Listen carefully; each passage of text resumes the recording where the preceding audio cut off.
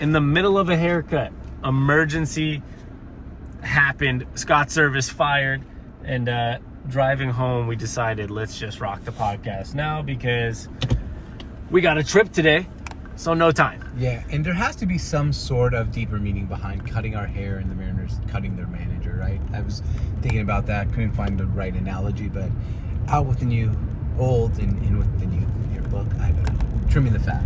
Well, trimming the fat it is.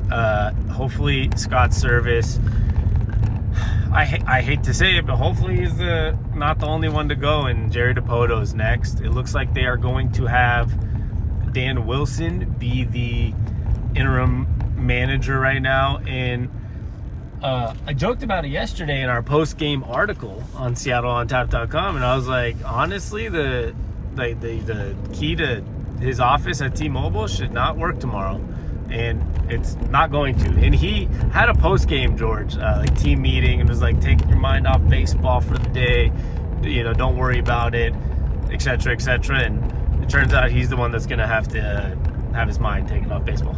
Yeah, and at the end of the day, look, Scott Servais is not the only problem with the Seattle Mariners. There is one of, God, I don't even know, a laundry list of problems. And then I kind of feel bad for the guy because he was kind of let down. He's obviously not the best manager.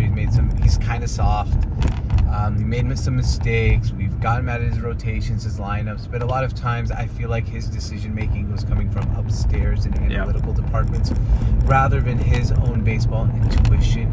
But the vibes are just not good anymore. And when the vibes aren't good, your voice gets lost in the room, and it's time for a move. And it's the right move. And I tweeted about this a few days ago that I feel bad for Scott Servais. He seems like a good dude, and I still think he's a good dude.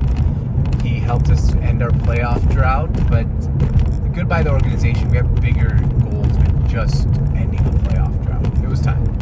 Yeah, I feel for him and I don't. I do and don't. It's just that at the end of the day, yes, there are certain things like it's not his problem if the players don't produce. It's not completely his fault, so to say, because obviously players have to produce, right? Like, it's not just on a manager to get players to produce. Players, if you're Julio Rodriguez, you're Randy Arozarena, you're Cal Raleigh, whoever it is, you're supposed to produce regardless of who your manager is. Right. But obviously, it feels like whatever it is, we're going 1-8 on a road trip, and I know one of them was against the Dodgers, but Detroit's not that good of a team. They're decent, but they're not that good. Pittsburgh's not that good of a team. They were coming off a 10. Yeah. They were coming off a 10-game losing streak. It's like not there.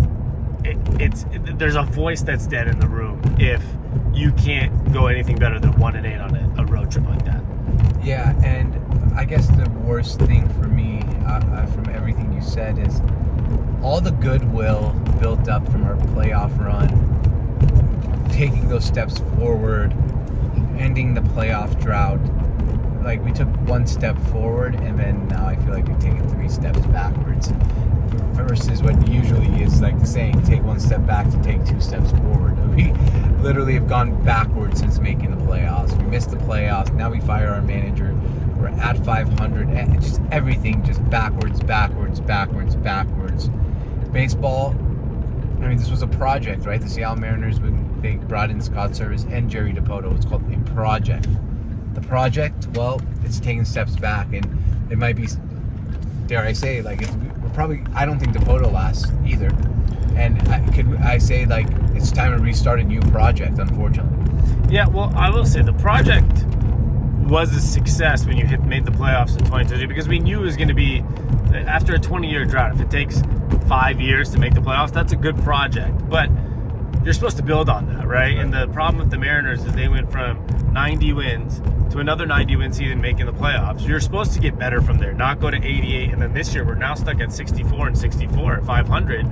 So to your point, it was a project, but with projects, like, once you hit a good milestone, like the 2 years in a row of 90 wins and making the playoffs, your immediate expectations, not just as fans, but I think as Scott Servais, as Jerry DiPoto, as ownership, your immediate expectation is, well, the year after that, we should be taking another step. They took a step back, winning 88 games and missing the playoffs. And then this year, it feels like 3 steps back, right? Like it's to a point where we proved we have enough talent by being 10 games up on the division. And for the collapse that happened with the best starting rotation in baseball, it shows that the project has now failed. There was a peak in the project that was maybe an anomaly, it looks like, but they failed overall. And to your point, Jerry might have to be the next one that goes. My only concern now, 2 things. One, we'll talk about Dan Wilson being the interim manager in a second, but my only concern, and I think we've talked about this personally off camera, is with how cheap our ownership is and how dysfunctional it is, right? And the player, the GMs we've brought in the past, like Jack Z and people before him, how much better of a GM are we going to find outside of Jerry Dipoto that also can manage the lack of resources and finances? Yeah, I mean, I'm not saying we won't, but you get my question, right? Like it's not that easy. Right, and I mean, look, who do you shoulder the blame on, right? That's how I look at it. Earlier in the season, we fired our hitting coach because we couldn't hit. We didn't get better at hitting. We fire our manager now because we're not winning enough. I still don't think we're going to win enough. And then if you do go fire your GM because you haven't built a team good enough, you're right. Do we have the resources to build enough? I mean, there's a bigger internal problem with the Seattle Mariners organization than the hitting coach, the manager, or the general manager. I mean, the organization is the problem. Yeah. From the ownership. The ownership group is the problem. In a city like Seattle, you place with Microsoft, Amazon, Facebook offices, Starbucks, Boeing. The richest people in the world live in Seattle, Washington. Like, there's no excuse to have a shitty ownership group. There's just no reason for it. Like, Yeah. Sell the fucking team. Yeah, So- like that's obviously, I think if you ask the majority of fans what the greatest solution you could think of for the Seattle Mariners in their last 40, 50 years of being the only team to never make a World Series, I think ownership would be one of the biggest, negative on the organization. Not managers, not players. I mean, at the end of the day, if you look at some of the managers we've had with guys like Lou Piniella, even Scott Servais now, they're not bad managers. Lou Piniella is obviously great, but like, that wasn't the number one issue we've had. And you look at players, if you start listing off some of like great Hall of Famers, Randy Johnsons and Alex Rodriguez's and Edgar Martinez's and Ken Griffey Jr.'s, and now Ichiro Suzuki. yeah, Felix Hernandez, and you come up in this generation, you have 5, you have 3 pitchers that are like right now that, Luis Castillo, George Kirby, and Logan Gilbert looks like guys that could like build a Hall of Fame resume. You never know with Bryce Miller and Brian Wu. You have a Julio Rodriguez who's supposed to be, a potential all-time great. You have all these pieces. I think there's a bigger issue, right? Like, and that bigger issue goes back to ownership. Even the previous ownership, what was it? It was the guy like didn't even know who Ken Griffey Jr. was. He in the previous. never attended a game. Yeah, so this is not okay for Seattle. I mean, at the end of the day, the most successful franchise or team, whatever you want to call it, the Seattle Seahawks, they won a championship having Paul Allen, right? A rich owner, like you mentioned, one of the Microsoft guys. You have rumors now that maybe Jeff Bezos will be the next owner. I think when you're in Seattle, and sorry, we also had Howard Schultz, the Starbucks with the Sonics, who sold them, mistakenly, because he would have made a lot more money now and they left Oklahoma City. But one of these guys needs to be an owner of the Seattle Mariners. Yeah. It needs to be the Jeff Bezos, a Starbucks type of guy, a Microsoft type of guy. Like, it shouldn't be these cheap owners that are just hoping to fill seats on fireworks. Right, and it doesn't mean if you go and spend all the money in the world, you're going to go win a World Series. Look at the San Diego Padres when traded for Juan Soto, signed Manny Machado to billions, not billions, but you know what I mean, like huge contract. Well, all their contracts combined were in the billions, actually. Yeah, and in general, it didn't bring them a World Series or anything like that, but freaking A, man. At least I can sit there and say they tried. Yeah, they attempted it. And this year, if we're being honest, they're 3 games behind the Dodgers, them and the Diamondbacks, who, by the way, the Diamondbacks are a team that were known to be notoriously cheap. They signed a lot of players. They went and got Jordan Montgomery, Eduardo Rodriguez. They paid Lourdes Gurriel. They traded for Gino Suarez. They got Jock Peterson. They made a lot of these moves. They paid Corbin Carroll early, and those are the two hottest teams in baseball right now, the Padres and the Diamondbacks. I'm not saying it's right, because I mean, I just saw we were here in Arizona, and I saw an article today that fans are pissed because the AC at Chase Field is bad and the owner's being cheap on the AC. Look, and the roof. And the roof. I'll be cheap on firework night if you put me a good product on the field. Like, I'm not saying it's good what he's doing with the air conditioning system. It sucks, but I'd rather have no firework night and bad promotions than have a bad baseball product on the field. And I think that's the big thing here is you look at, like, because I said they're notoriously cheap, the Diamondbacks ownership, right? But the difference is, okay, they're going cheap on stadiums. Chase Field has a lot of renovations it needs. The air conditioning, the roof, I think they need to put glass panels in the back instead of those, like, whatever. You can't even see sunshine. It's like an airplane hangar. But ownership came out and said, we made a World Series run. We paid Corbin Carroll. We're going to pay Gurriel. We're going to pay Montgomery. We're going to pay Rodriguez. We're going to pay Jock Peterson to come. We're going to trade for Gino Suarez. I'd rather be in the Diamondback situation right now where you're the hottest team in baseball trying to make, back-to-back World Series because our ownership's paying people versus our owner is just doing his best to fill the seats on fireworks, bobblehead, Funko, and drone nights. So at the end of the day, they're the ones doing it right, and we're probably the ones doing it wrong. And the ownership is the big key here. But at the end of the day, that probably is not going to change. So you're stuck with, you fire Scott Servais, maybe Jerry DiPoto's next, and right now you bring in an interim coach in Dan Wilson, who I think is really...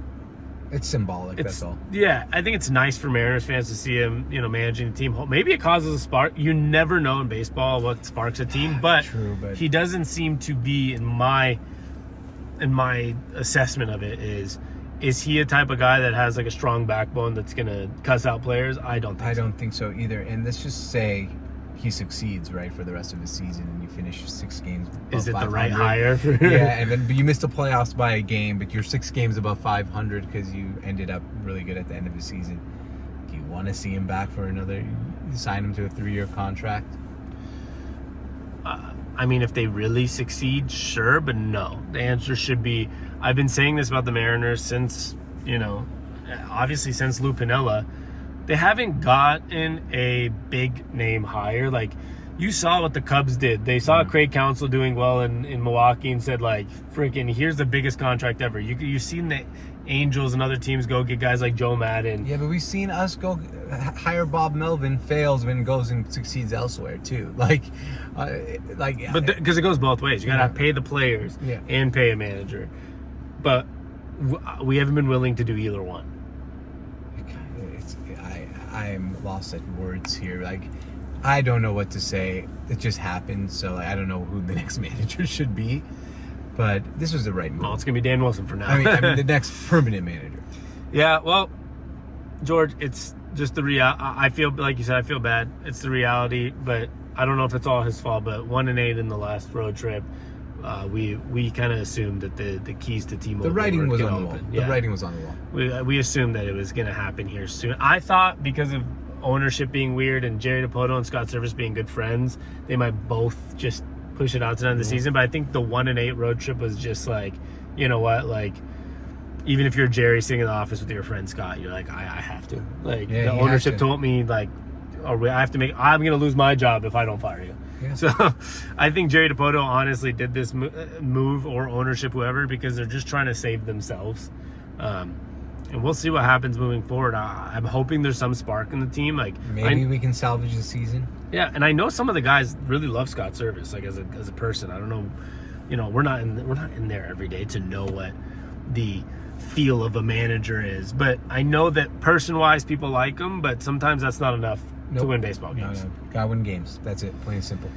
Well, I'm glad this happened before we were on a flight. So, breaking news, Scott Servais fired, Dan Wilson in. Tomorrow we'll see how the vibes start to change. We have a home series against the I was going to say 49ers. Giants, The Giants. I was going to say 49ers. San Francisco Giants. Let's see if we can salvage something. They're a hot team, actually, too. They've as we've fallen to 500, they've got themselves back to 500, I think above 500. So the season's going to, this weekend is, if we fall 3 games behind 500, 2 games behind 500, you can pretty much call the season over. So this weekend's going to be a good sign to see is there some kick in these guys or not. We'll find out on the next episode of where the Mariners turn. What a rough time. Well, we love you guys. We'll be back next time. And George, you know what we like to say. Thanks for stopping by. Thanks for stopping by in the car this time. Peace.